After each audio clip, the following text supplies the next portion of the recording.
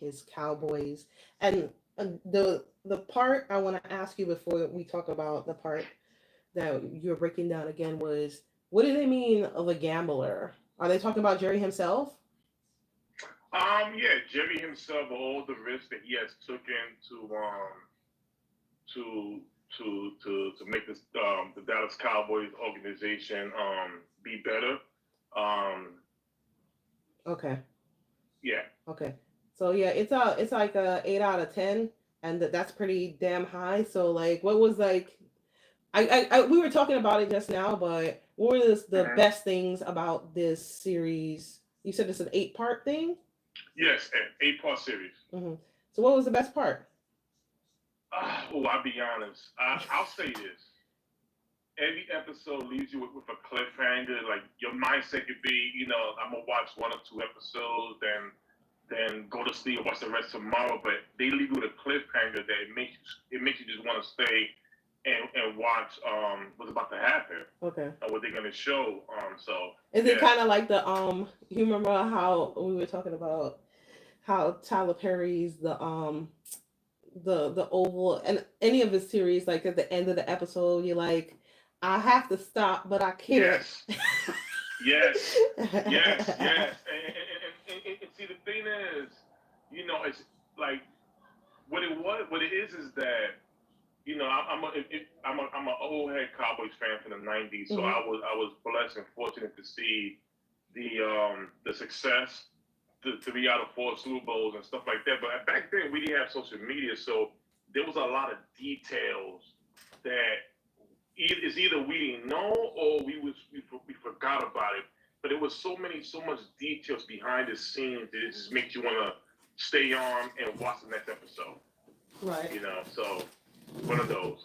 So let's talk about the part where you said like you were mad surprised about the Michael Irving thing. Yes, yes, yes. I Okay. was so it's through the years of being a Cowboy fan, some players get a reputation of whatever's put out there. It's a troll thing or whatever. But I don't want to really spoil it for any fans who's gonna want to watch it. But it's with the Michael Irvin situation. There was a lot of truth behind it. It was more of you're a cowboy, and some of the mistakes you make in life. There was certain things that was pretty much planned, and I don't want to spoil it. It's one of those shows that make you want to watch it. Listen, you can spoil a little bit because damn it, like I feel like you know I'll be honest. His situation could be a Tyler Perry movie of itself. it seems like it because Yeah, everything, yeah, like even now in his adult years, it's still like an issue. Like right. I'm wondering now I got now I'm wondering if it's just him. But I know you like Michael Irving, and you know that he, just things just keep happening to him. Right. Oh, Right. yes, yes, yes. Right. All Yeah, right. but see, but you know what? But you said something right there where the trouble keeps following you, and when you see the series, you're gonna see why. You're Mm-hmm. gonna see exactly why, and it was just so strange. And don't get me wrong, there were decisions that they made at their part that was definitely wrong.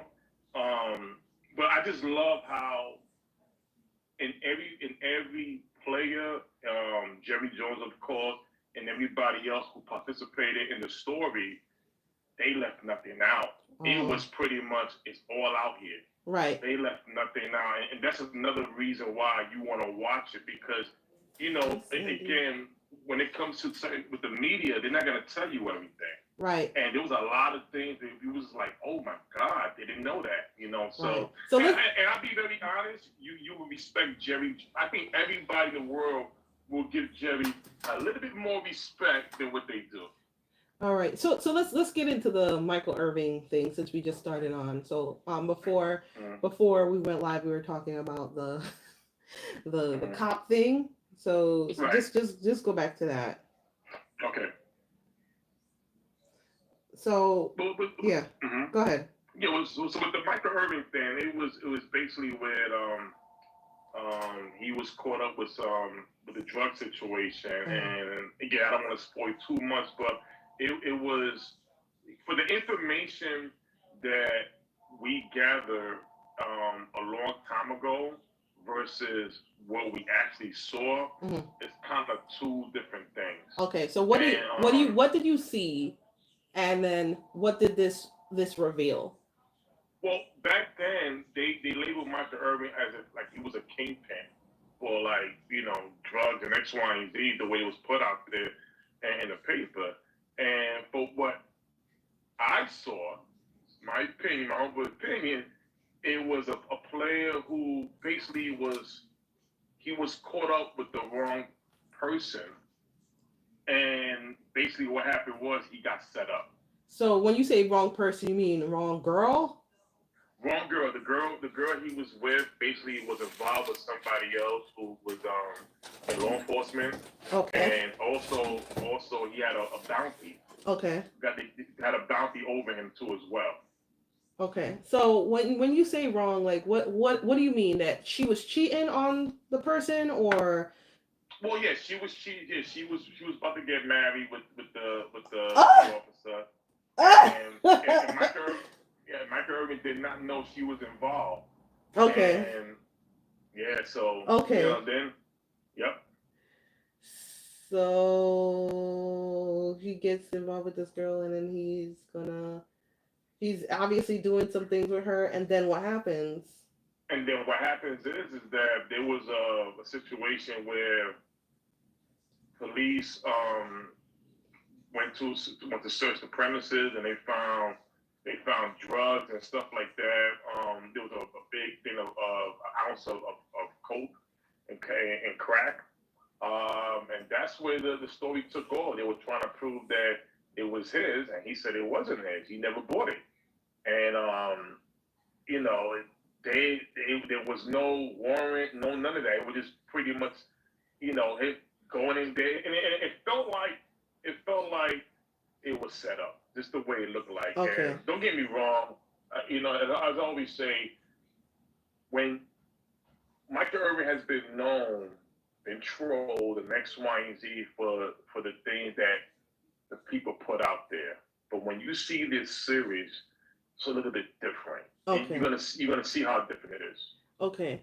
So just for the record, like, because this was a long time ago. This was in the 90s, right? When Right. all right. So like, I was obviously not a big Dallas Cowboys fan, but I do remember when they found the drugs and stuff in his apartment. I do remember how the news Mhm. media portrayed him. They Right. basically, like, I believed it, but what can I do? I'm a kid, but Right. I Right. I I remember exactly what you're saying, where we pictured Michael Irving as a drug kingpin.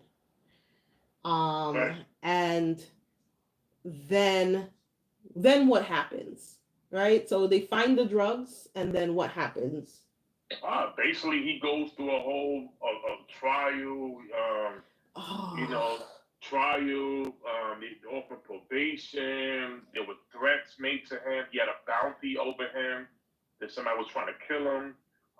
He went through a lot of different things, and long story short, once he got over the case, the very first thing he did was go on the practice field by himself and just started running, just to get ready for the season. And when the players, he was the first one on the field mhm. doing it. When the play Troy Aikman, you're gonna see, as you see in the doctor series, he sees Michael Irvin running, and it's like he just trying to get past the whole thing. And it was, we all go through things in life where we make mistakes, and we take it as an experience where we're gonna try to do better as we move forward. Mhm. Mhm. But like I said, that's the way I looked at Michael Irvin when it came down to this. And then as we all know, Michael Irvin through the years, there's always trouble, allegations, X, Y, and Z, which he always comes out. Everything's good, but it's how he was labeled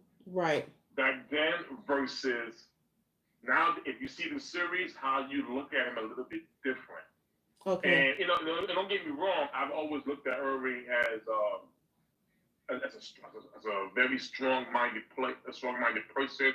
A player. He's my favorite player of all time as a Cowboy.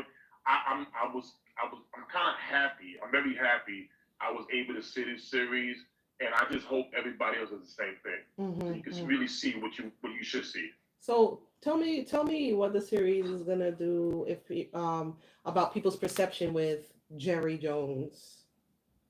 Oh, listen, I'll be very honest. You're gonna look at Jerry a little bit different. Jerry Jones, he's definitely a gambler for how he was able to come from where he came from to become the owner of the Dallas Cowboys. You're gonna see in the video. I mean, in the series, Hmm. the things that he has done, and he took charge. He put his feet down. He took a lot of risks. He has fought the NFL when it comes to their standards and what they believed in. You're gonna see that in the series. Hmm.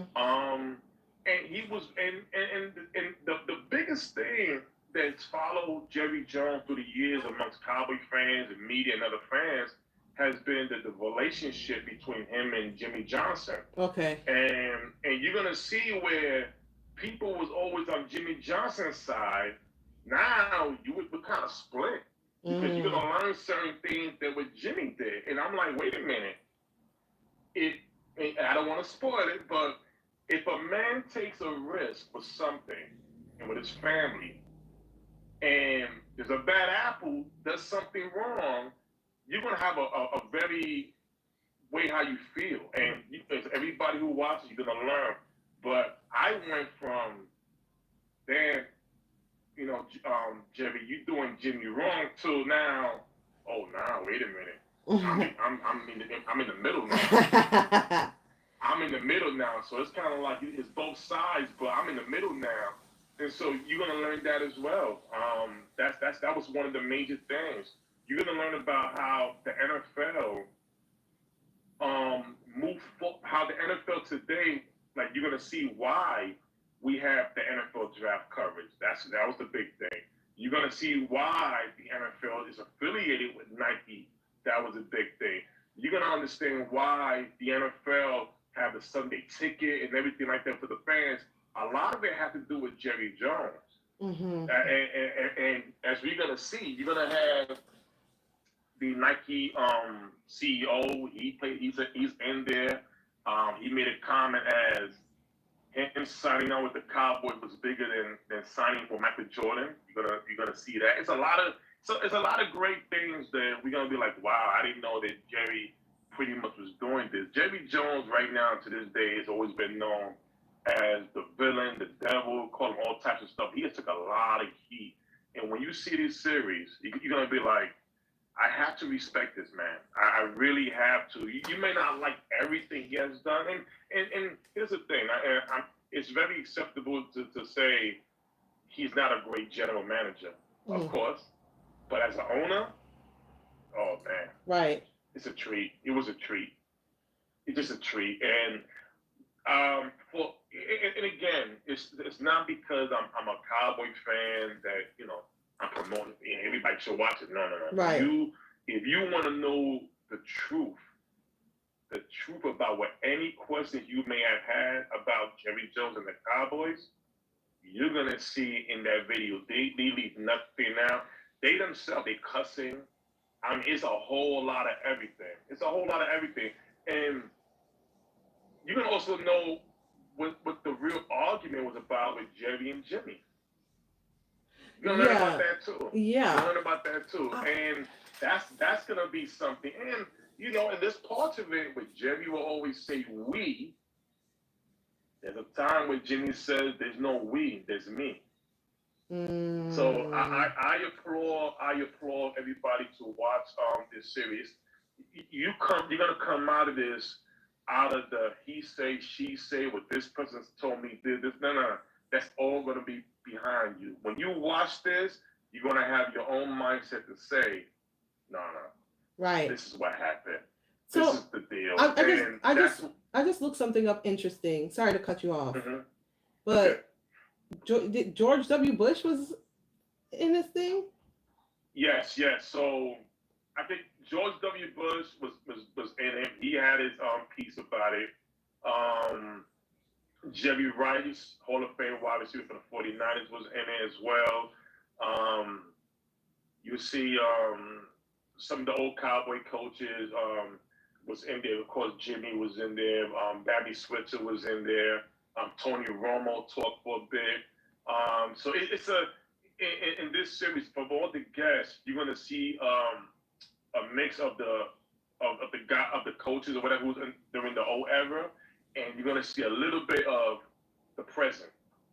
So it was a treat also to hear for what information they put out there as Right. well. It was awesome.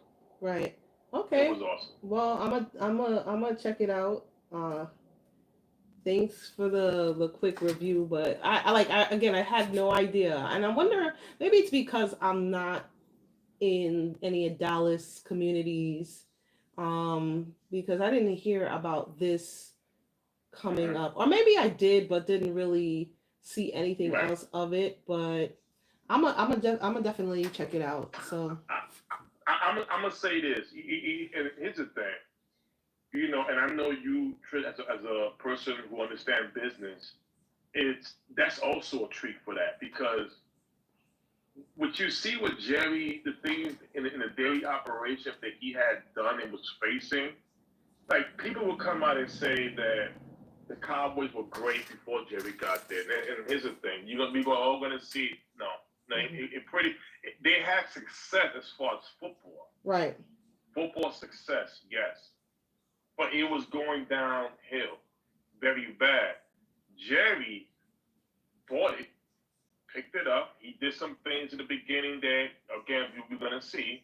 That is like, wow, he is the bulletproof vest, the bulletproof vest, and he knew what he was gonna, the kind of bullets he was gonna take when he fired Tom Landry and when he fired Tex Graham, you know, Right. and the fans, of course, the names he was being called so many names that we wouldn't even want to use in today's society. He was being called names because who is this guy from Arkansas buying the Dallas Cowboys and doing this? How dare he? They didn't want to give him a chance. And but the thing is, he did it differently. When he only not made the Dallas Cowboys a winning organization. He wanted to be the best thing in sports. At the same time, move the let's move the NFL into bigger heights, into bigger things. Hmm. And and here's the thing: this is not something where you go to a meeting, you write things down, and you give it to somebody. Hey, this is my request. No, no, no. He had to stand toe to toe with the NFL commissioner and the owner. And I didn't know this. They sued Jerry Jones, Oh, and they sued all the owners and commission came together and sued Jerry Jones and tried to take the Dallas Cowboys away from him. what was that? And I don't want to spoil it. They did that. I don't want to spoil it, but they did that. And what Jerry did was he went had a good lawyer, and he sued. He did a counter suit for double for what they did. And excuse my language, and I'm gonna say his quote. He says, "I wanted every fucking penny." This is Jerry Jones. Right. Now, and it's things like that that you want to see why, when it comes to the Cowboys, how they get treated from the owners, X, Y, and Z. Jerry Jones did a lot of things that, as fans, that we enjoy today, that we thinking is coming just from the NFL. No, Hmm. this was him making a stance, and the things that he had to go through just for us to get it. It's a treat to just forget about, well, I heard this and I hear that. And To you get just the watch answers. it, Yeah. and the answers are all there. And the great thing about it, and here's the thing, I don't watch every biography, every documentary, because sometimes people want to show things, but I don't believe in leaving things out. I always believe a documentary is for you to put it all on the tape and for us to see what's going on. Don't treat it like a movie where you're gonna edit some parts and pieces. Just tell the truth. It is what it is. This is why you want to have it. And that was one of the things that I loved about the series was that they didn't leave anything out. They whatever faults they have, they put it out there and they were able to explain it and talk about it. And that was the great thing about it. Let me. I think what was good about what you just said is that you learned about so many of the different things that Jerry had to go through. Mm. I said, what was the one thing from the business side that you did not realize or know until you saw this film or this series? Okay, okay. So this is actually one of my favorite things. So it was opening night. I believe it was Monday Night Football against Washington with the Cowboys, and Commissioner Tagliabue was in attendance, and some of the other owners. And what happened was opening. The NFL was still with Reebok. Mm-hmm. Jerry was fighting, saying that I don't want to be Reebok. I want to be Nike. And basically, he wanted everything, just like the jersey sales. He didn't want to be able to put parts in the NFL. He wanted his own. So during Monday night, he walks out there with the CEO of Nike. The CEO has his Nike hat on. Jerry Jones has a suit on with Nike sneakers and a Nike button. And the Dallas Cowboys stadium is full of Nike logos, no Reebok. And he basically stood out there and gave a presentation in front of everybody. And that was when it took off. They had their owners meetings, and there was fuming Jerry. Because Jerry was the new guy just walking into the building. Right, right. He had just bought the team And, in I think right, in they're like, who is this '89. guy? Yeah, Who is this man? Who is this dude? yeah. And he just went in there like Teflon and says, "This is what I want." And listen, for what the NFL is at today, it's bigger than Super Bowls. It's a lot, and It's, a lot of it it's had to do with Jerry taking risks. yeah, taking risks. He took a lot of big risks, and this is from somebody who basically mortgaged his whole family fortunes just to make this work. And when people, ask about teams selling their teams or families and X, Y, and Z, we were talking about a family. His kids did it. I mean, you're gonna see in the video in the series where the kids are like, "Dad, we don't know anything about running a football team," and he says, "Me either. But we're gonna learn together," and they did. Yeah, They yeah. did. It's a treat, man. He took Right, a lot of big risks, and I understand. It's made me understand why the way he walks, right. the way he walked, and I say this with all due respect. When you get older, especially Jerry Jones' age, you got a lot of elderly elders who put in group homes and old folks' homes, Hmm. put in a corner. Don't ignore them. Don't talk to them here and there. Just walk by. This man, his age, and I'm close to his 80s, he's still one of the biggest things in the NFL. Right, right, right. You gotta give it. This is a man who's still doing the very big things since he bought the team. I mean, just like this morning, he's on Fox News talking about signing Michael Parsons. Since when does the NFL? When does Fox News cover anything with the NFL as far as interviews? Never Well, has. yeah. Now they feel invested because I think what you call it. I'm just looking this up. One of the former, not a current, Mm-hmm. like, but one of the former chairmans of Fox, Mm-hmm. Rupert Murdoch, was also giving commentary in this series. Yes, So yes, maybe and, they, you know, yes, and Jerry was a big part of that by going to Fox. He was a very big part of that. He again, what it was because again, the NFL back then was okay. We're just watching football. That's it. You turn the page, you're watching football like it's playing. No, he put things behind it. We gotta put some action, some fun, some excitement, some better promoting mm, for us to watch football, which we all gonna learn. The NFL draft. The draft back then, it was pretty much whatever was printed on the newspaper. Jerry made it where let the fans see what we do. Now, the draft is one of the biggest things to attend in the NFL every year. right. You have fans who basically can't wait until the season's over. They go look at their minds. And even if you don't watch college football, you're still gonna get updated with the players and stuff like that. and getting tuned with your, getting invested with your team. Hey, what are we trying to do? What are we trying to sign? I'm in Google. I'm in the internet looking. I like this guy, I like that guy.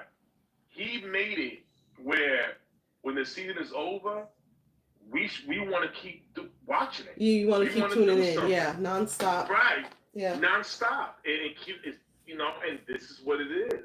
And right. I tell you, I have. It's not me saying that Jerry has been a great general manager and roster building. No, I'm not saying that. And he explains why he never hired a GM. You explained that. He's explained that. But as the owner, as a man of his family, and the things that he has done, for me to enjoy the NFL today, I'm gonna say thank you. And and I applaud every person. I know a lot of non-Cowboys fans who just can't stand the Cowboys. I just ask you to turn the switch off just for a second. Just for a second. Just for 8 episodes. Just for a second. Yeah, turn off that hate for a minute. Just for a second, and just look at the 8 episodes, and you can just be an NFL fan right. for a moment. Right. And I guarantee you're gonna enjoy it. It's a great series, man. It's a great series. And yesterday we had a Cowboy space on Twitter, and we were just sharing our thoughts about it. And it was not one person, not one person came out and said that, oh, I knew this, or this. People were shocked. People were very shocked, and also the accountability that Jerry had for certain decisions that he made, and he's very close to his players.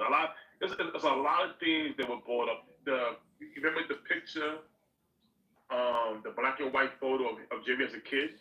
Oh yeah, at the rally. At the school at yeah. that. Oh yeah, he speaks about that. That's in there. Oh really? Oh really? That's in okay. There. He puts everything out there.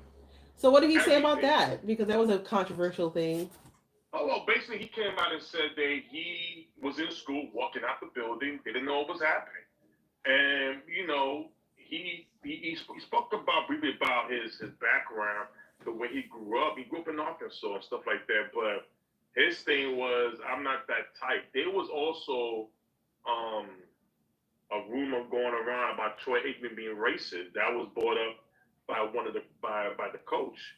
And Aikman came out and said, "What? That's not even true." Because basically, they were saying that Aikman was only yelling at black players. And see, in his defense, I remember that. I remember that. I remember that. Yeah, and that was discussed because Aikman, Emmett, Irving, Deion Sanders, they came the back for Aikman. Like, that's not true. Said that crap. That's not true. And the thing is, Emmett talks about the video like almost 90% of the league was black at the time. So who we talking about? And but I for me, I know where it was coming from. It was basically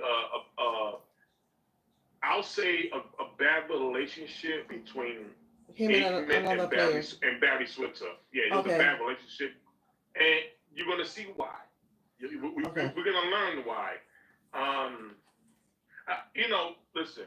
Jerry's not perfect. I'm not here to say Jerry was perfect. He made a lot of bad decisions as a general manager. But as far as the ownership and his vision, the risk he took, he's definitely a gambler. I will say this. The Jerry Jones we see today is not the Jerry Jones of yesterday. And that guy is will always be remembered. Yeah.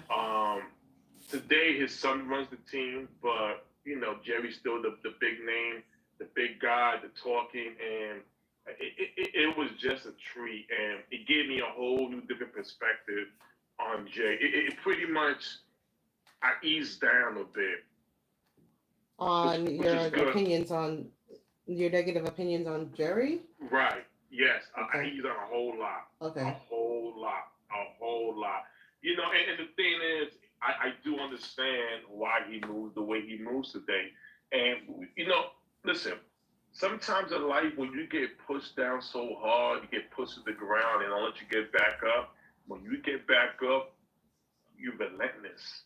You I know always what? say, I agree. I do think he moves like he's relentless or like he's yeah, limitless. But there's hmm always something that triggers that transition in yeah, somebody, and he's like forever like whatever you're talking about or whatever hmm the series hmm reveals.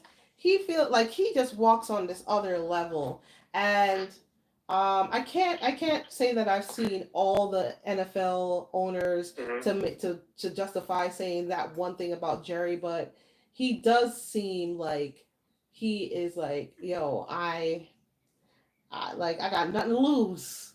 He always got this I hmm got nothing to lose look on his face. yeah, So yeah, so yeah, yeah. yeah, yeah. Listen, and the whole thing is, like there was I give you this. So there was a part in the video where Jerry Jones did not buy the Cowboys yet, but he was going to. Now Jimmy Johnson had just won a national champion in Miami. Hmm. Now Michael Irvin was getting drafted in '89 by Tom Landry. Michael Irvin is the last player to ever be drafted by Tom Landry. Now, what happened was before he gets drafted in the docu series, I'm not Jerry, Jimmy tells Michael, "Hey, listen, between me and you, if the Cowboys take you, I'm going to be your coach next year because my friend is going to buy the Dallas Cowboys." Mm, Okay, so right. so things like that little bit of information will always tell you. There's people always talking. There's always a plan for next year. There's people always planning. Play a movement, trades, X, Y, and Z. People do talk. Right. So that's what it shows me right there. They already have this in plan. Now, going forward, we always says in the present time, Jerry loves media attention. Yeah. Now, there's a part where Jerry like, listen, I'm about the Dallas Cowboys. I already put my paperwork in. I'm waiting for the result, whatever. So then he tells we should go out and celebrate. Jimmy says, "Oh, I don't want to do that because if somebody catches me and you together, they're gonna put it all over the news, and then the cat's out the bag, and they're gonna be assuming, hey, Hmm. maybe Jerry's gonna hire Jimmy Johnson as the coach. I don't want that." Jerry goes, "Fine. Let's go somewhere we haven't been. Let's go outside the area." Right. So happens, so happens. Oh They boy. end, they, they end up in a restaurant. End up in a restaurant that is Tom Landry's favorite restaurant. A fan took a picture of Jerry and Jerry having dinner, and they put it in the newspaper. Now here's the thing. Damn. Yeah. We talked about that yesterday, and I said I wouldn't put it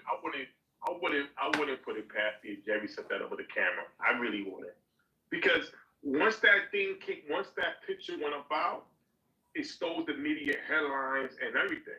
Before You think Tom he's that Landry was clever? actually fighting. You think he's Oh, that oh clever? yeah, oh yes. I believe Jerry. Jerry loves media. He loves it. He loves and craves it.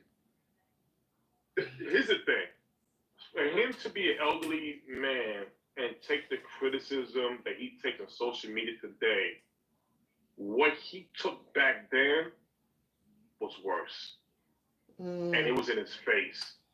I tell you, when you see it, it's like wow, and it doesn't phase. Nothing phases Jerry today. He is to him. He think he's Roman Reigns of wrestling. He's in God mode. That's that's the way he. And guess I have to give it to him. hmm. Just for me knowing more about your past and the real, not the things that they want to tell us, but the things that actually happened. I get. It doesn't mean I give him a pass for not signing Michael Parsons. You got to get that man signed already. But Right. I understand. Now you I do understand the deal understand. work I and the understand. workings. Right. Yeah, I I understand. hope a lot of more people. I hope all of you guys out there go and watch this series. It sounds like it was great. It sounds very I don't want to say life changing, but perspective changing for you. Right.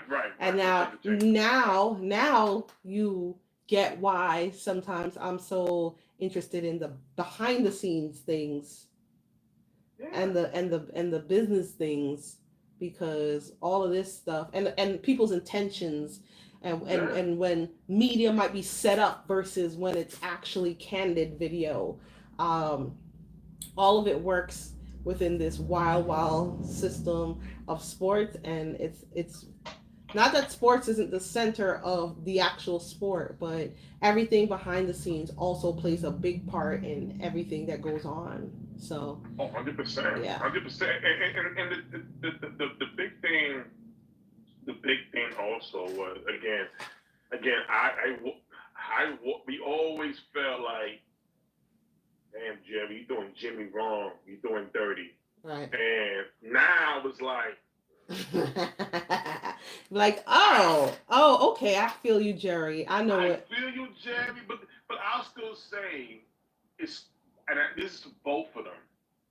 It still never should have went this far deep, where over 30 years now we're back to talking as friends. Yeah. You know what I'm saying? It never should have went that far. Right. Jimmy should have been in the Ring of Honor earlier. Jerry should have put Jimmy before a lot of players and a lot of other people in the Ring of Honor before Jimmy. That Yeah. I will say.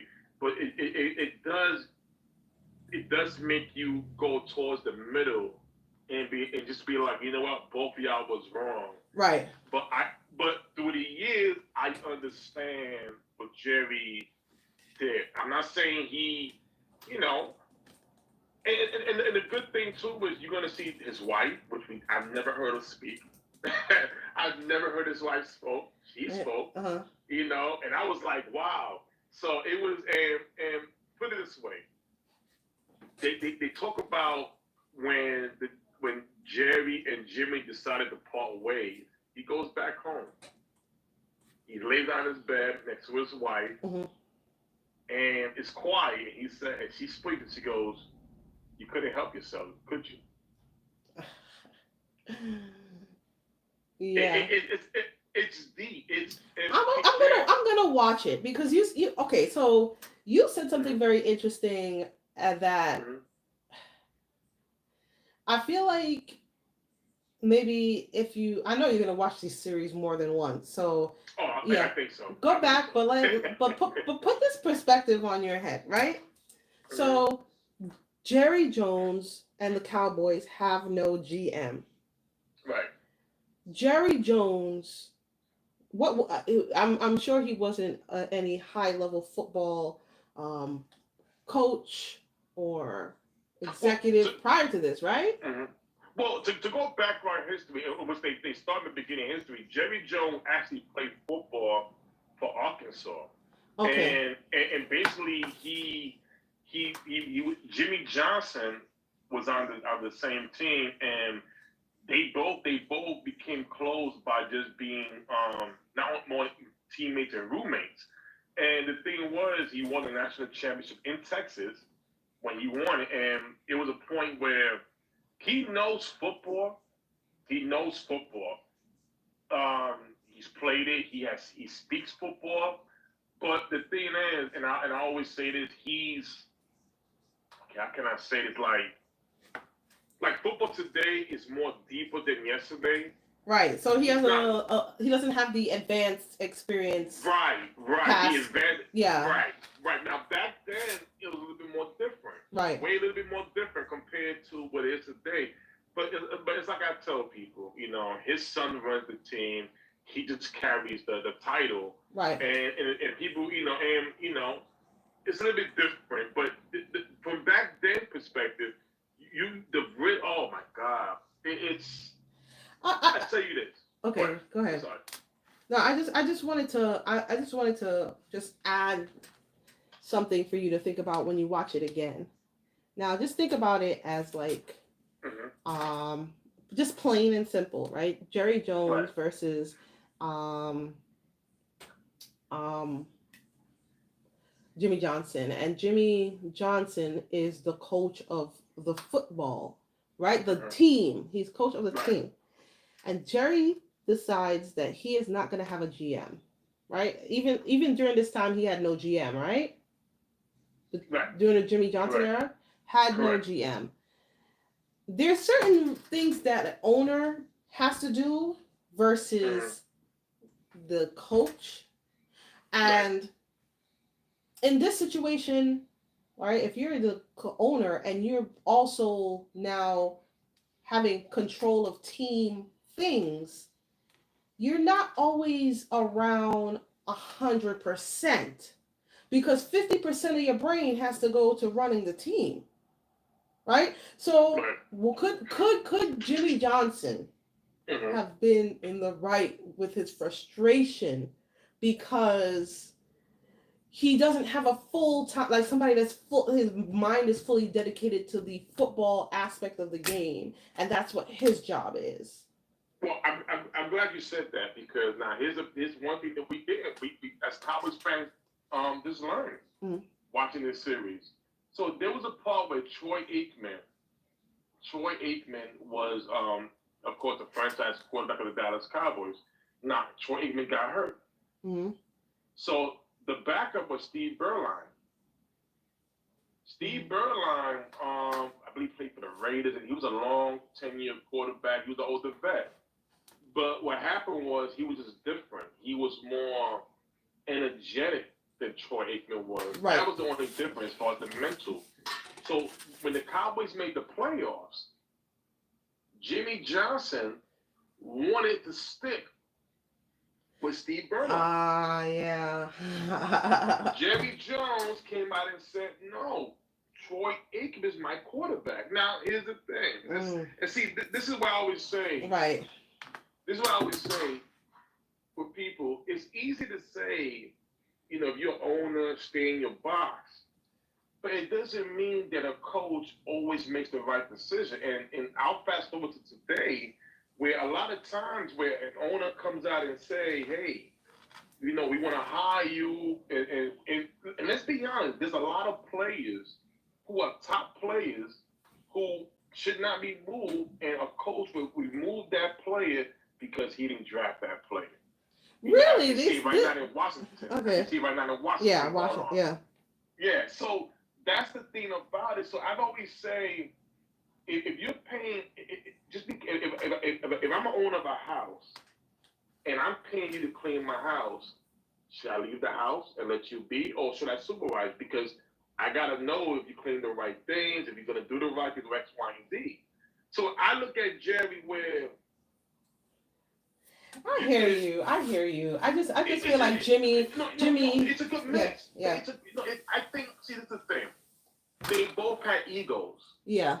They both had egos, and it clashed where they could have been. Like, listen, Jerry and him were good friends. He owns the Cowboys, but you hired him.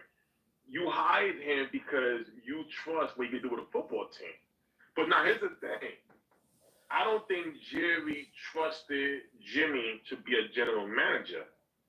Because the thing is, coaching and making roster movement two different things. He's a great coach, but you was willing to take out Aikman for Berline. And Jerry was like, no, we got to keep Aikman. That's our guy. Right. You understand? Now, there was also a fall. Now, with the following year, when Emmitt Smith held out for 2 games because he wanted a contract. And in those 2 games, the Cowboys went 0-2. And once they signed Emmitt Smith, they won the Super Bowl. Now, here's the thing. I looked at it as, could Jerry have did it on purpose to show Jimmy, you need me as much as I need you. Because even without your star running back there, you went 0-2. You still got the other guys. It's a, like I said, the show is deep. It gives you a different perspective. And I don't look at it no more as Jerry doing Jimmy wrong. I look at it now as both the egos clash, and because of that, the Cowboys, in my opinion, could have at least had at least 2 more Super Bowls if they would have just put the egos to a side. That's the way I look at it now from my view. I mean, oh, now this is Mhm. going deep. Let me Let's keep going. well, because now that I Yeah. Hmm. know, like, by the way, I'm clearly not a Cowboys fan, but I should have actually thought about this. Now, Dallas won in '96, right? And Right. '94 and '93, which is not too far after when Jerry bought the team. Jerry bought the team Right. in 1989. Right. But we just said it, like there are things that over time Hmm. you lose connection to because things change in the world, right? Yes. Correct. So whether it's technology or it's recruiting, like things change. Hmm. Don't Is there a part of you that feels like Dallas could have won a Super Bowl since '96 if they Yes. had a GM? No. Well, here's the thing. I'll be honest with you. They like there's a part where Romo talks about it how they say that they blame Jerry because how can you if you're a team that has 14 Pro Bowlers in 1 year and you make the playoffs, you beat you go to the Giants, you're home field throughout the playoffs, Right. and the Giants come in there and beat you. That's coaching. You already went that far. Then in Yeah, Romo but if had but if you're Romo working with era. personnel not really picked by you, you know what What I'm do you saying? mean? Like if I know that I'm hoping that Jerry consults with the coaches before he decides who he's gonna draft. But like if you Mm-hmm. if you have a if you want, let's say, running back A, but Mm-hmm. Jerry wants running back B, and you're trying to say, listen, I know, I can see that this running back A has so much more upside, but Jerry is like, nah, I think I want B, and he ends up drafting B, and you're working with B, right? But Uh-huh. maybe that's not the play. Like, that's not the player that could have put you over, but you're like, you know what? He's running it. This is who he wanted. Whereas, Well, here's like, the if you had thing. more control as a person that does the day to day Mm-hmm. football, Right. you know what I'm saying? But now here's the thing though. Now I'll say this. Jerry as a general manager does not make the decision. And this is why I love the draft part. I love the draft changing where the fans can now during draft day you can tune into your team in the war room and you're not gonna hear exactly what they're saying, but now you see the movement. But when they had show videos and clips of them drafting players or having decisions. Like perfect example. I give you a perfect example. 1998 NFL draft, and I remember it like it was yesterday. The draft back then used to be where like now you buy a ticket, you don't have to wait. Around the draft in '98, it was at Madison Square Garden. In order for you to get inside the draft, you had to be online around 4 in the morning. Damn. At first come first serve, right? The draft was started at 12 o'clock in the afternoon, and they did all 7 rounds in one day. So from 12 in the afternoon to around 11 p.m. It wasn't broken up like the way it is now. Now I remember clearly the night before Randy Moss, Hall of Fame wide receiver, coming out the draft, Mm. right? Jerry Jones wanted to draft Randy Moss. Even though Randy Moss had his trouble, he was a generational talent. And everybody see what's going on. Now, Jerry wanted Randy Moss. He even contacted Deion Sanders. And Deion says, yeah, we're going to get Moss. Now, this is what happened. Jerry was in the war room with his coaches. The coach at that time was Chan Gailey. They advised Jerry not to draft Randy Mm. Moss. Mm-hmm. He did it. They told him to draft Greg Ellis. Now, Greg Ellis has been. an acceptable player for the Cowboys, solid, but he didn't bring you no Randy Moss thing. So what I'm saying is that's just one example. I got others where Jerry listened to other people. And they got I it give wrong. you Yeah. another one. Bill Parcells, maybe a Hall of Fame coach. Hall of Fame coach. In the first round of the draft, Jerry wanted what's the kid's name from the Rams? The oh my god, you can he'll come back to me. But he was a first round. He was a first round talent Rams. He's a all the records, everything. Anyhow, Bill Parcells says no. We can go ahead and we can trade back. Jerry allowed him to. The Cowboys drafted Julius Jones. Now, we all know it. I'm Yeah. sorry. You get this running back's name. Just give me 1 second. 1 second. I'm so sorry.